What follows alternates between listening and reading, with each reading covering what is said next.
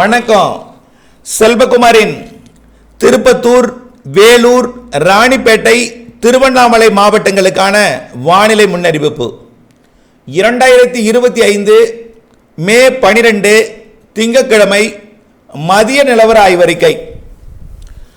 அதிகாரப்பூர்வ வானிலை அறிக்கைக்கும் இந்திய வானிலை ஆராய்ச்சித்துறை அறிக்கையை பார்க்கவும். எதிர்பார்த்தது போலவே மே 12ஆம் தேதியே மழைப்பொழிவு தொடங்கிடுச்சு. திருப்பத்தூர் மாவட்டத்திற்கும், வேலூர் மாவட்டம், ராணிப்பேட்டை மாவட்டத்தில், திருவண்ணாமலை மாவட்டத்தில். இப்போ பார்த்தீங்கன்னா மழைப்பொழிவு திருவள்ளூர் மாவட்டம் திருத்தணி, அதாவது இந்த எதற்காக இது சொல்றேன்னா, இந்த அண்டை மாவட்டத்தை ராணிப்பேட்டை மாவட்டத்திற்கு திருத்தணியிலிருந்து மழை வந்துருச்சு. அது காஞ்சிபுரம் மாவட்டத்தை ஒட்டி உள்ள திருவண்ணாமலை மற்றும் ராணிப்பேட்டை மாவட்டத்திற்கு நல்ல மழைப்பொழிவை வாலாஜா, ஆற்காடு, திருவந்திபுரம், மேலும் ஆரணி, உத்தரமேரூர், அதாவது வந்தவாசி போன்ற பகுதிகளுக்கும் மழைப்பொழிவை கொடுக்க போகுது. தொடங்கி இருப்பது திருவள்ளூர் மாவட்டம். ஆனால் அந்த மழைப்பொழிவு படியே பார்த்தீங்கன்னா செய்யாறு வரைக்கும் கொடுக்க போகுது. வந்தவாசி, செஞ்சி, அது வரைக்கும். செங்கல்பட்டு மாவட்ட எல்லையோர திருவண்ணாமலை, காஞ்சிபுரம் மாவட்ட எல்லையோர திருவண்ணாமலை மற்றும் ராணிப்பேட்டை மாவட்ட காஞ்சிபுரம் மாவட்ட எல்லையோர ராணிப்பேட்டை மாவட்டம் மற்றும் திருவள்ளூர் மாவட்ட எல்லையோர ராணிப்பேட்டை மாவட்டத்தில் மழைப்பொழிவு கொடுக்க போகுது. இன்னும் கொஞ்சம் நேரத்தில் இன்றைக்கு ஒதுக்கி கொடுக்கும். இன்றைக்கு தான் தொடக்கம். இந்த திருப்பத்தூர், வேலூர், ராணிப்பேட்டை மற்றும் திருவண்ணாமலை மாவட்டத்தில் இன்று தொடங்கியிருக்கூடிய மழை வரக்கூடிய நாட்களில் படிப்படியாக பரவலாகும். நாளைக்கு பார்த்தீங்கன்னா இன்னும் கூடுதல் பரப்பில் மழைப்பொழிவு கிடைக்கும். நாளை 13ஆம் தேதி திருப்பத்தூர், வேலூர், ராணிப்பேட்டை, திருவண்ணாமலை மாவட்டத்திற்கு இன்றை விட நாளை கூடுதல் பரப்பில் மழைப்பொழிவு கிடைக்கும். 14ஆம் தேதி இன்னும் கூடுதல் பரப்பில் மழைப்பொழிவு கிடைக்கும்.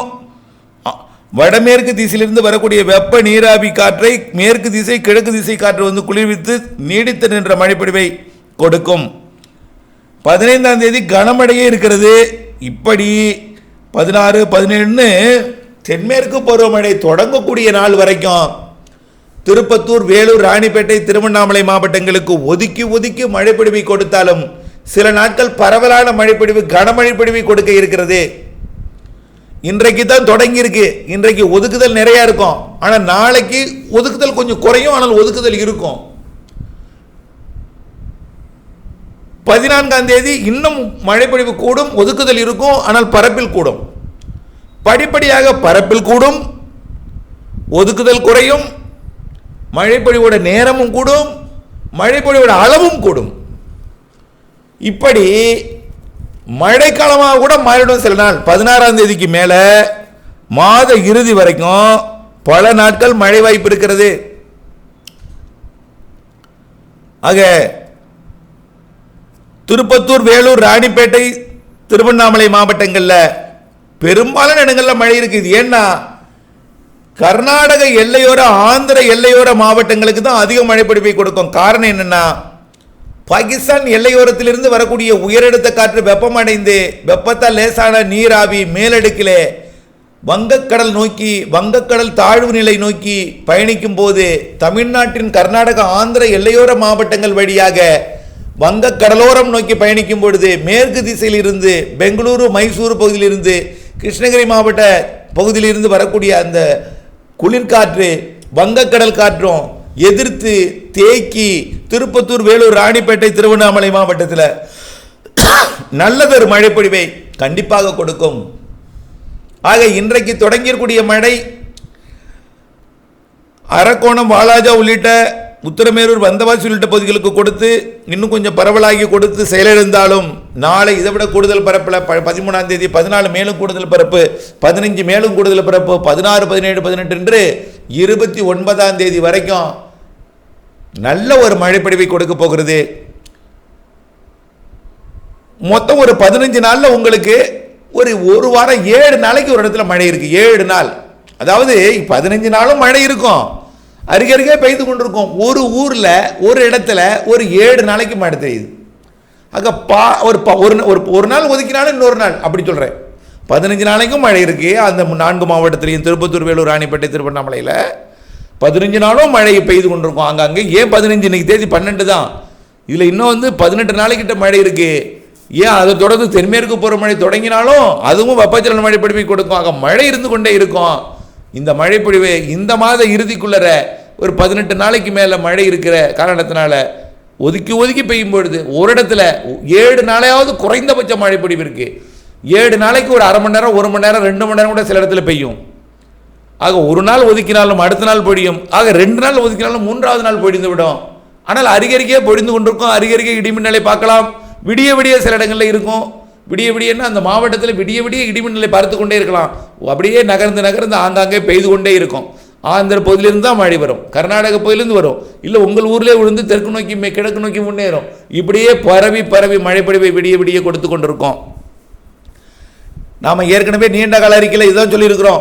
சராசரிக்கு கூடுதல் கோடை மழை இருக்கிறது என்பதையும், வெயில் என்பது கடந்த ஆண்டு போல் பெரிய அளவில் அக்னியை வாட்டாது அக்னி நட்சத்திரம் போல் தெரியாதுன்னா 111 டிகிரி போன வருஷம் ஈரோட்டில் பதிவாகிட்டு இருந்துச்சு. இந்த வருஷம் எங்கேயுமே 111 டிகிரிக்கு போகலை. ஏன் 40 தாண்டலை, 40.5 வரைக்கும் போயிருக்கு. அது ஒரு பெரிய ஒரு கோடை அனல் வெயில், அக்னி நட்சத்திர காலத்தில் அடிக்கக்கூடிய வெயில் ஒரு சாதாரண வெயில் தான். அதுவும் சராசரி வெயில் தான் 40 என்பது இப்போது. ஆகவே 38 என்பது 100 டிகிரி, 39 என்பது 102, 40 என்பது 104, 104 என்பது இந்த அக்னிக்கு ஒரு சாதாரண வெயில் தான், சராசரி வெயில் தான் என்பதை நீங்கள் புரிந்து கொள்ள வேண்டாம். அதுவும் தமிழ்நாடு முழுவதும் கிடையாது. தமிழ்நாட்டில் ஏதேனும் 2 இடத்துல தான் அப்படி அதிகபட்ச வெப்பம் பதிவாகுது. கடலோரம் முழுவதும் குறைவு தான். ஆகவே இந்த 4 மாவட்டத்திலையும் சராசரியை ஒட்டித்தான் வெயில் இருக்குது. புழுக்கம் வேர்வை கொஞ்சம் கூடுதலாக இருக்குது. அதனால் அசௌகரியம் கொடுக்குது. இந்த அசௌகரியம்லாம் விலகிவிடும். மழை வரப்போகிறது. புழுக்கம் என்பது இருப்பதும் அதுவும் கொஞ்சம் கொஞ்சமாக புழுக்கமாக விலகிடும். இதமான வெப்பம் வந்துடும்.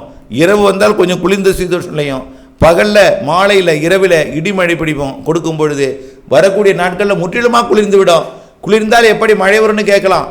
நம்முடைய வெப்பத்தால் நீராவி காற்று கர்நாடகாவுக்கு அப்பால் இருக்கக்கூடிய மாநிலங்களிலிருந்து, மகாராஷ்டிரா, குஜராத், அதை தாண்டி உள்ள மாநிலங்களிலிருந்து கர்நாடகா, ஆந்திர எல்லையோர மாவட்டங்கள் வழியாக தமிழ்நாட்டுக்குள் நுழைந்து வங்கக்கடலுக்கு போகும் பொழுது நீராவி ஒரு இடத்துலேருந்து வருது. குளிர்விக்கும் காற்று கிழக்கிருந்து மேற்கிருந்து வருது. அதனால் காற்று குவிதல் என்பது நடைபெற்று நல்ல மழைப்பொழிவை தர இருக்கிறது என்பதை நீங்கள் புரிந்து கொள்ள வேண்டும்.